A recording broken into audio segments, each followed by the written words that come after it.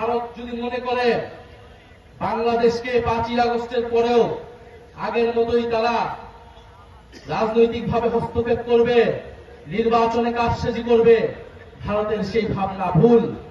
ভারতের সেই ভাবনা ভুল প্রমাণ করব আপনারা আমরা সকলে মিলে। দলের নেতা হিসেবে আসি নাই, আমরা এসেছি জুলাই গণ অভ্যুত্থানের একজন কর্মী হিসেবে। আমরা মনে করি বাংলাদেশ আজ আক্রান্ত হয়েছে। শরীফ ওসমান হাদির গায়ে গুলি লাগার মাধ্যমে জুলাই বিপ্লব এবং বাংলাদেশ আক্রান্ত হয়েছে। বাংলাদেশ যতবার আক্রান্ত হয় ততবার তরুণরা নেমে আসে। আজকেও আমরা শহীদ মিনারে একত্রিত হয়েছি সেই গণ অভ্যুত্থানের ঐক্যের প্রতীক হিসেবে। সংগ্রামী বন্ধুগণ, স্বরাষ্ট্র উপদেষ্টার পদত্যাগের দাবি উঠেছে। আমরা মনে করি নৈতিকভাবে উনি আর এই দায়িত্বে থাকতে পারেন না।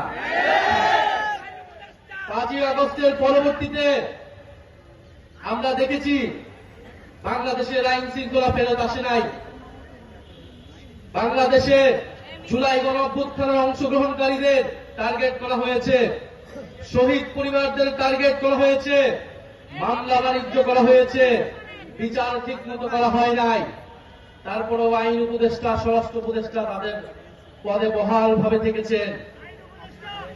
আমরা বারবার আপনাদেরকে সাবধান করেছি, কিন্তু আজকে আমার ভাইকে গুলিকে জীবনের ঝুঁকি নিয়ে আজকে তাকে বাংলাদেশ ছাড়তে হচ্ছে। আমরা স্পষ্টভাবে বলতে চাই, বাংলাদেশের আইন শৃঙ্খলা নিরাপত্তার প্রশ্নটা গত 16 বছর আমরা দেখেছি গোয়েন্দা সংস্থা গত 16 বছরে সকল বিরোধী দলকে দমন করতে ব্যবহার করা হয়েছিল। এত অভিজ্ঞ আমাদের গোয়েন্দা সংস্থা, তারা গুম খুন সবকিছু দক্ষতার সাথে করতে পেরেছিল, কিন্তু 5ই আগস্টের পরে তাদের দক্ষতা কোথায় যেন চলে গিয়েছে। তারা এখন আর কাউকে গ্রেফতার করতে পারে না। তারা খুনিকে বাংলাদেশের বর্ডার থেকে পার হতে দিতে পারে, তারা 72 ঘন্টা পার হলেও কোন খুনিকে গ্রেফতার করতে সক্ষম হয় না। ফলে শুধু স্বরাষ্ট্র উপদেষ্টা নয়, কোথা থেকে এই ধরনের খেলা চলছে সেই ডিপ স্টেট নিয়ে আপনাদেরকে কথা বলতে হবে, সেই গোয়েন্দা সংস্থা নিয়ে আপনাদেরকে কথা বলতে হবে। প্রিয় বন্ধুগণ, আগামীকাল বিজয় দিবস 16ই ডিসেম্বর। এই বিজয়ের প্রাক্কালে বাংলাদেশের 54 বছরের ইতিহাস আমাদেরকে পর্যালোচনা করতে হয়। 1971 সালের 16ই ডিসেম্বর থেকেই যেমন আমরা বিজয় পেয়েছি, তেমন আমাদের প্রতিরোধের যাত্রাও শুরু হয়েছিল। সেই প্রতিরোধ ছিল ভারতীয় আগ্রাসনের বিরুদ্ধে প্রতিরোধ। 1971 সালের 16ই ডিসেম্বর থেকে সেই প্রতিরোধ শুরু হয়েছিল। আজকে পর্যন্ত সেই প্রতিরোধ যাত্রা আমাদেরকে অব্যাহত রাখতে হচ্ছে। ফলে বাংলাদেশের মানুষকে আমাদের আহ্বান থাকবে, আগামীকাল আমরা উৎসব করতে রাস্তায় নামবো না। আগামীকাল আমরা প্রতিরোধের যাত্রা বাংলাদেশের রাস্তায় রাস্তায় পালন করব। এই ঢাকা শহরে আমরা প্রতিরোধের র্যালি করব।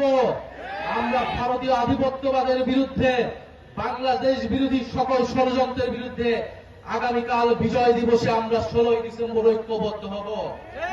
প্রিয় সংগ্রামী বন্ধুগণ, ভারত যদি মনে করে বাংলাদেশকে 5ই আগস্টের পরেও আগের মতোই তারা রাজনৈতিকভাবে হস্তক্ষেপ করবে, নির্বাচনে কারসাজি করবে, ভারতের সেই ভাবনা ভুল। ভারতের সেই ভাবনা ভুল প্রমাণ করব আপনারা আমরা সকলে মিলে। ভারতের স্বাধীনতা, সার্বভৌমত্ব, অখণ্ডতা বাংলাদেশের উপর নির্ভরশীল। ফলে ভারতকেও সাবধান থাকতে হবে, বাংলাদেশের সাথে সম্মান নিয়ে, মর্যাদা নিয়ে সম্পর্ক রাখতে হবে। আমি কথা বাড়াবো না। আজকে আমরা ঐক্যবদ্ধ হয়েছি শরীফ ওসমান হাদি ভাইয়ের যে গুলির বিচারের দাবিতে, এবং তার উপরে হামলা পুরো বিচ্ছিন্ন ঘটনা নয়। যে ইলেকশন কমিশন এই কথা বলে, সেই ইলেকশন কমিশনার দায়িত্বে থাকার কোন নৈতিক অধিকার থাকে না। তার অধীনে কোন সুষ্ঠ নির্বাচন হওয়া সম্ভব কিনা এই প্রশ্ন আমরা গত 6 মাস ধরে করে যাচ্ছি।